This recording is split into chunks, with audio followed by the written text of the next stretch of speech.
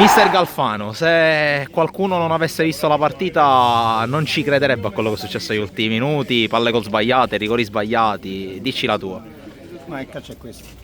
Sapevamo che era una partita difficile perché la Parmonval è un'ottima squadra e veniva da 7 risultati utili consecutivi.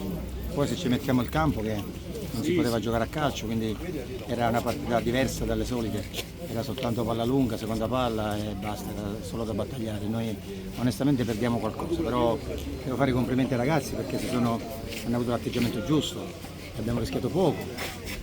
Dopo che siamo riusciti a recuperarla abbiamo provato a vincere in tutte le maniere, poi nel calcio purtroppo ci sta che sbagli il rigore e poi quell'ultima occasione dove abbiamo tirato 3 volte in porta da 1 metro la palla non entra.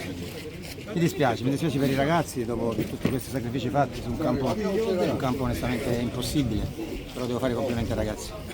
Ti faccio una domanda perché quello che si è visto anche nell'inizio della gara di sabato è che la squadra sembrava avesse quasi difficoltà a trovare le misure.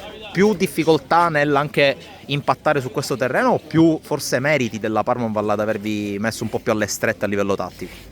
No, allora, l'ho detto prima che la Parmonval sta facendo un campionato importante e veniva da 7 risultati utili, quindi è una squadra abituata a giocare su questo campo. Noi non siamo abituati, quindi noi siamo abituati a giocare a palla a terra, in velocità non potevi giocare. E noi palla lunga non siamo bravi. Ci dovevamo adattare, ci siamo adattati abbastanza bene.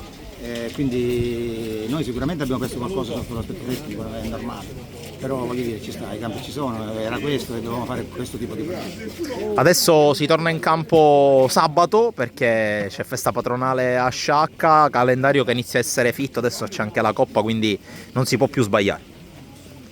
Sì, infatti questa è una cosa anomala perché di solito si gioca mercoledì e domenica. Farci giocare mercoledì e sabato l'ho trovata secondo me non giusto, però hanno deciso così, quindi dobbiamo cercare di recuperare anche perché purtroppo giocando ogni 3 giorni è dura. Ora sappiamo che abbiamo un punto di forza, mi auguro di recuperare un po' tutti perché ho gente fuori importante come Cipolla, come Graci, come Licata, quindi Ricciulli che abbiamo recuperato oggi, ho giocato poco che avevo paura si facesse male, quindi io credo che recuperando questi abbiamo sicuramente più chance.